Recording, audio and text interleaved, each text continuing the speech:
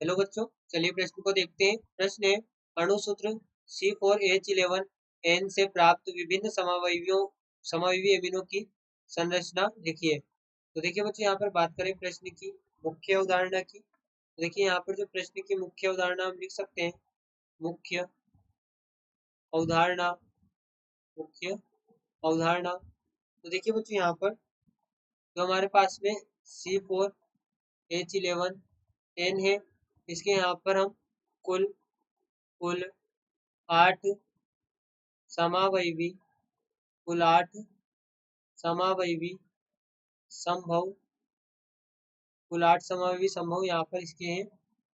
देखिए यहाँ पर बात करें इसके पहले समावयवी की, तो उसे हम यहाँ पर इस प्रकार से बना सकते हैं।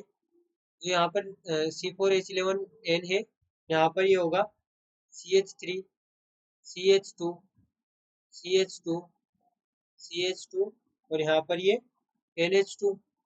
बच्चों यहाँ पर ये हमारे पास में होगा, देखिए ब्यूटेन 1 एमीन। यहाँ पर इसका जो नाम होगा, ये यहाँ पर होगा butane butane 1 butane 1 amine butane 1 amine, जो कि यहाँ पर प्राथमिक एमीन है। इसके पश्चात बच्चों यहाँ पर देखिए जो दूसरी संरचना हम बनाएंगे, हम क्या करेंगे, अब यहाँ पे देखिए यहाँ पे इस प्रकार से हम नामकरण करते हैं, नंबरिंग जो करते हैं 1 2 3 4। अब बच्चों हम क्या करेंगे, जो चौथे नंबर वाला CH3 इसको उठा के हम नंबर 2 पे लगा दें, तो ये हमारे पास में एक संरचना इस प्रकार बनेगी। देखिए CH3 CH2 और यहाँ पर ये वाला CH3 उठा के हमने यहाँ लगा दिया, तो यहाँ पे हमारे पास में CH3, यहाँ पर CH है और ये CH2 और यहाँ पर ये NH2। ये हमारे पास में बच्चों संरचना बनेगी अगली, जिसका नाम यहाँ पर होगा। देखिए यहाँ पर अगर नंबरिंग करें तो 1 2 3, तो यहाँ से हम कह सकते हैं इसका जो नाम होगा 2 मेथिल प्रोपेन 1 एमीन होगा।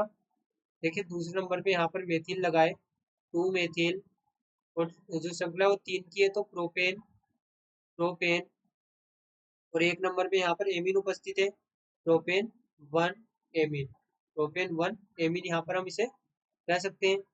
इसके पश्चात बच्चों जो अगली संरचना हम बनाएंगे, अब हम क्या करेंगे, जो CH3 इसको उठा के यहाँ पर एक नंबर वाले पे लगा दें, कि इस प्रकार से हमारे पास बनेगा CH3 CH2 CH3 और यहाँ पर ये NH2। अब बच्चों यहाँ पर जो इसका नाम होगा, देखिए 1 2 3, इसका नाम यहाँ पर होगा 1 मेथिल। यहाँ पर ये होगा 1 1 पे मेथिल लगा हुआ है।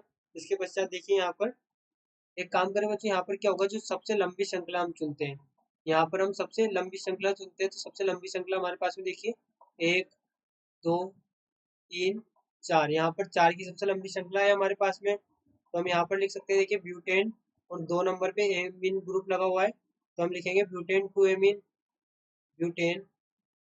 यहाँ पर ही होगा ब्यूटेन ब्यूटेन 2 एमीन, यहाँ पर हमारे पास में ब्यूटेन 2 एमीन होगा। इसके पश्चात बच्चों देखिए जो अगली संरचना होगी, अगली संरचना में हम यहाँ पर एक काम करें कि जो CH लगाए, इसके यहाँ पर CH3, यहाँ पर भी है CH3, और जो पीछे पीछे वाला CH3 इसको उठा के हम यहाँ पर इस पे लगा दें, तो ये एक और संरचना हमारे पास में बनेगी, जिसका नाम बच्चों यहाँ पर होगा 2 मेथिल प्रोपेन 2 एमीन। यहाँ पर सबसे लंबी श्रृंखला देखें, यहाँ पर ये होगी 1 2 3। अब देखिए 2 नंबर पे मेथिल और एमीन दोनों लगे हुए हैं, तो यहाँ पे हम कह सकते हैं 2 मेथिल 2 मेथिल, यहाँ पर 2 मेथिल प्रोपेन प्रोपेन और 2 नंबर पे एमीन लगाए, तो प्रोपेन 2 एमीन। तो देखिए बच्चे यहाँ पे इनकी नंबरिंग हम सही से लिख लें, तो यहाँ पर इस प्रकार से होगा 1 2 3, इसी प्रकार से इनकी भी नंबरिंग से लिखेंगे हम, तो यहाँ पर होगी 1 2 3 4, यहाँ पर भी है 1 2 3, तो यहाँ पर तो ये यहाँ पर भी हम इससे लिखें 1 2 3 4, ये बच्चे यहाँ पर इनकी नंबरिंग होगी। इसके पश्चात बच्चों देखिए बात करें अगली संरचना की, तो अगली संरचना देखिए हम यहाँ पर इस प्रकार से बना सकते हैं। यहाँ पर जो NH है, अब हम इसे द्वितीयक एमीन की तरह बनाएं, तो यहाँ पर होगा C2H5, यानी कि इसे हम इस प्रकार से बना सकते हैं CH2 CH3, और यहाँ पर भी है CH2 और ये CH3, ये हमारे पास में द्वितीयक एमीन होगा।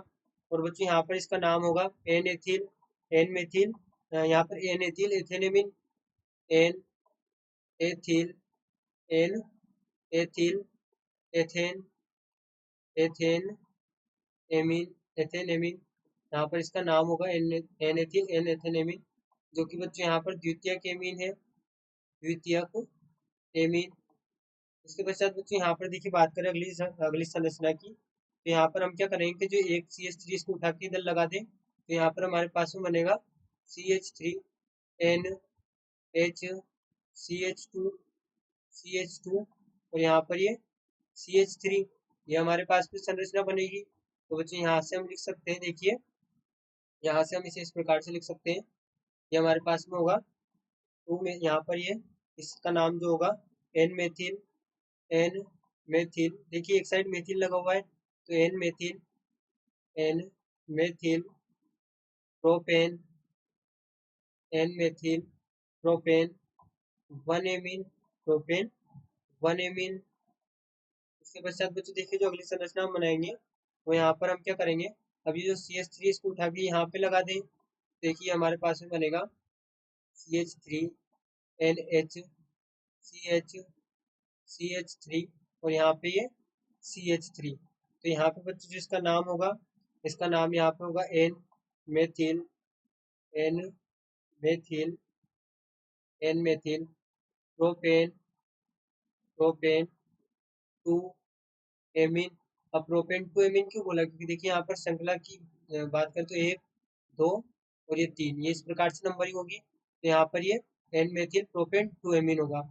इसके पश्चात बच्चों जो अगली संरचना की बात करें, तो यहाँ पर इस प्रकार से होगी, देखिए CH3 N CH3 और यहाँ पर ये C2H5 और बच्चों ये हमारे पास में तृतीयक एमीन होगी, जिसका नाम यहाँ पर होगा NN dimethyl, NN dimethyl ethanamine, NN dimethyl ethanamine, इसका यहाँ पर नाम होगा एथेनेमीन, जो कि यहाँ पर तृतीयक एमीन है। यहाँ पर हमारे पास में ये तृतीयक एमीन होगी, तो इसका नाम यहाँ पर होगा NN डाईमिथाइल एथेनेमीन, ये यहाँ पर इसका नाम होगा। तो देखिए बच्चों यहाँ पर हमने इनकी संरचनाओं की बात की, जो इसके समावयवी हैं, यहाँ पर इसके कुल 8 समावयवी होते हैं, यहाँ पर 1 2 3 और ये 4, तो यहाँ पर हमने इसके कुल 8 समावयवी देखे। आशा करते हैं आपको प्रश्न समझ आया होगा। धन्यवाद।